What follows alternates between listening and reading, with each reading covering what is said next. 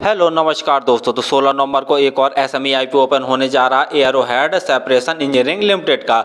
और देखा जाए तो दो और मेन बोर्ड आईपीओ हैं, उनकी भी अनाउंसमेंट हो चुकी है। एक तो गांधार ऑयल रिफाइनरी, ये भी मेन बोर्ड आईपीओ। एक और मेन बोर्ड आईपीओ है इंडियन रिन्यूएबल एनर्जी का। तो देखा जाए तो ये दोनों जो मेन बोर्ड आईपीओ हैं वो 21 नवंबर से ओपन होने जा रहे हैं। तो जल्द ही हम दोनों आईपीओ के बारे में वीडियो बनाकर डाल देंगे। तो आज हम बात करेंगे एरोहेड सेपरेशन इंजीनियरिंग लिमिटेड के बारे में।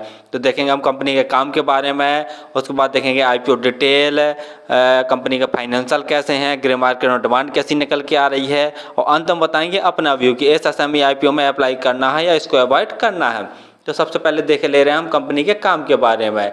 तो कंपनी का काम देखा जाए तो ये विभिन्न प्रकार के जो ड्रायर होते हैं उनका मैन्युफैक्चर करके सेल करती है। और ड्रायर में देख लिया जाए तो जैसे vacuum double drum dryer, rotary dryer, single drum dryer, double drum dryer, paddle dryer, flaker system, और भी देखा जाए तो सिंगल ड्रम ड्रायर वगैरह हैं। तो इन सभी के मैन्युफैक्चर करके कंपनी सेल करती है। तो मुख्य रूप से काम तो आपको समझ में आ ही गया होगा कि यह जो ड्रायर है इन्हीं का मैन्युफैक्चर करके काम सेल करना है। तो काम तो लगभग आपको समझ में आ गया होगा। ड्रम ड्रायर का प्रयोग जो चिपचिपे तरल पदार्थ होते हैं और जो पेस्ट होता है इसको सुखाने के लिए इसका प्रयोग किया जाता है। और जो संवेदनशील वस्तुएं जैसा देखा जाए हमारी प्रोटीन, विटामिन, यीस्ट, पिगमेंट, और भी देखा जाए तो हार्मोन्स, एंटीबायोटिक्स, इनको सुखाने के लिए भी देखा जाए तो जो वैक्यूम ड्रम ड्रायर होता है इसका प्रयोग किया जाता है। और इसके साथ साथ में घोल, स्लरी, सस्पेंशन, इसको भी ड्रम ड्रायर में सुखाया जाता है। और भी बहुत सारी चीज़ें हैं जिनको सुखाने के लिए ड्रायर का प्रयोग किया जाता है। तो चलिए अब देख ले रहे हम आईपीओ की डिटेल के बारे में। आईपीओ 16 नवंबर को ओपन होने जा रहा है और 20 नवंबर तक ये ओपन रहेगा। और प्राइस बैंड देख ले रहे हैं तो 233 रुपये पर शेयर का प्राइस बैंड रखा गया है। लॉट साइज देख ले रहे हैं तो 600 शेयरों का एक लॉट है। और इस एसएमई आईपीओ का टोटल इशू साइज देख ले रहे हैं तो सिर्फ 13 करोड़ का टोटल इशू साइज रखा गया है, यानी इशू साइज देखा जाए तो बहुत छोटा है। रिजर्वेशन में देखे ले रहे हैं रिटेल भाइयों के लिए 50% का रिजर्वेशन, और जो अदर्स हैं, अदर्स में एचएनआई कैटेगरी के लोग भी आ जाते हैं तो इनके लिए भी 50% का रिजर्वेशन रखा गया है। यदि आप रिटेल कैटेगरी में अप्लाई करना चाहते हैं तो आपको 1,39,800 रुपये खर्च करने पड़ेंगे। और रिटेल कैटेगरी में मैक्सिमम आप एक ही लॉट अप्लाई कर सकते हैं। एचएनआई कैटेगरी में अप्लाई करने के लिए कम से कम आपको 2 लॉट अप्लाई करने पड़ेंगे, जिसके लिए आपको 2,79,600 रुपये खर्च करने पड़ेंगे। और पी देख ले रहे हैं तो पी है इसका 16.95, यानी ठीक ठाक वैल्यूएशन पर ये अपने आईपीओ को लेके आई है, यानी प्राइस बैंड ठीक ठाक वैल्यूएशन पर रखा गया है। और मार्केट कैप है, बहुत छोटी सी कंपनी है, लगभग 43.6 करोड़ का कंपनी का मार्केट कैप है।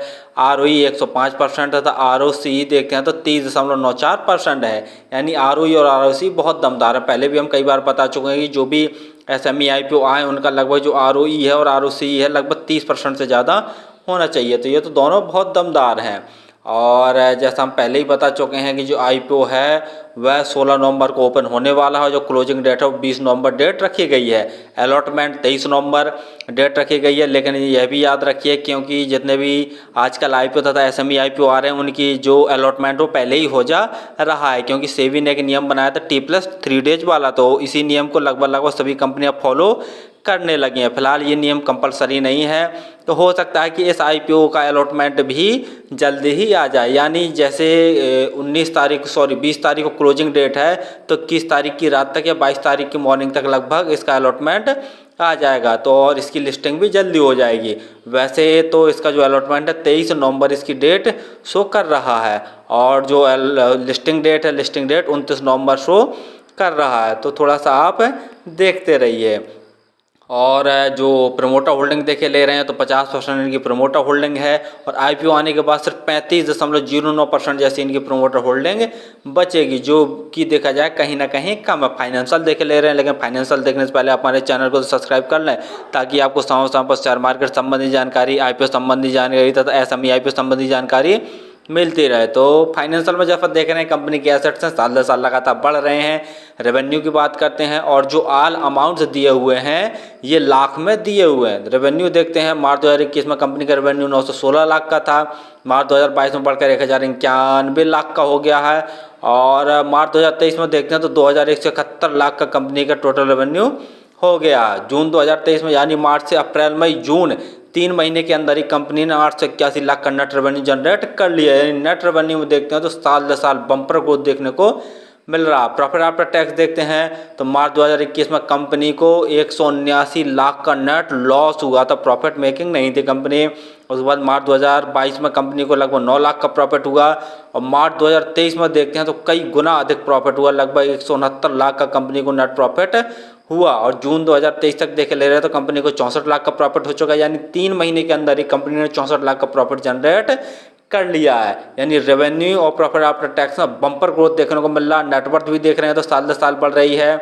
और कंपनी का रिजर्व देखते हैं तो मार्च 2021 में कंपनी के पास रिजर्व वो माइनस में था और मार्च 2022 में भी रिजर्व माइनस में था। और अभी देख ले रहे हैं जून 2023 में तो कंपनी के पास 179 लाख का कंपनी के पास पॉजिटिव रिजर्व है, जो कि कंपनी के लिए बहुत पॉजिटिव पॉइंट वाली बात है। और बोरिंग देखे ले रहे हैं तो कंपनी को मार्च 2021 में देखते हैं तो 600 लाख की कंपनी के पास बोरिंग थी, जो कि बढ़कर जून 2023 में 896 लाख की टोटल बोरिंग हो गई है, जो कि देखा जाए कहीं ना कहीं बहुत नेगेटिव पॉइंट वाली बात है।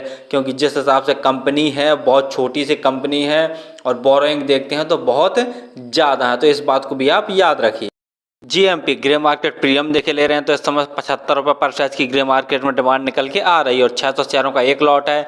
तो 75 गुणा 600 करके देखते हैं तो लगभग 45,000 जैसा प्रॉफिट आज की डेट में एक लॉट में दिखा रहा हो। परसेंटेज वाइज देखा जाए तो लगभग 32 से 33% जैसा प्रॉफिट आज की डेट में निकल के आ रहा है, जो कि ठीक ही है। कंपनी का मुख्य रूप से काम देख लिया जाए तो ड्रायर बनाने का है, यानी ये कई प्रकार के जो ड्रायर होते हैं उनका मैन्युफैक्चर करके सेल करती है। और ड्रायर का उपयोग हमने बता ही दिया है कि जो चिपचिपे तरल पदार्थ होते हैं और पेस्ट होता है, इनको सुखाने के लिए ड्रम ड्रायर का प्रयोग किया जाता है। और भी जो संवेदनशील वस्तुएं होती हैं जैसे protein, vitamin, yeast, pigment, hormones, antibiotics, इनको सुखाने के लिए वैक्यूम ड्रायर का प्रयोग किया जाता है। तो और भी कई ड्रायर हैं, कई प्रकार के ड्रायर हैं, उनका मैन्युफैक्चर करके ये कंपनी सेल करती है। तो काम तो कंपनी का बहुत बढ़िया तथा डिमांडिंग वाला काम है और यूनिक काम है।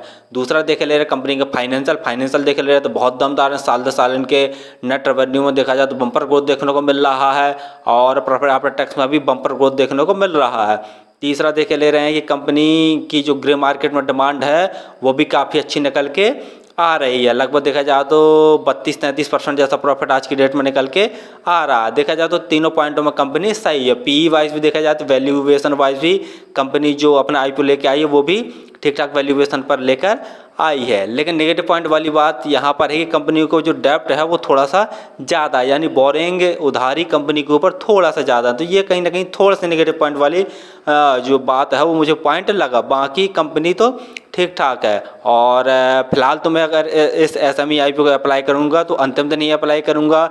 अगर सब्सक्रिप्शन लगभग 30 गुना से ज़्यादा और ग्रे मार्केट में डिमांड भी लगभग देखा जाए तो 30% से ज़्यादा ही रहनी चाहिए, तो ज़्यादा सेफली माना जाता है SME IPO अप्लाई करने के लिए।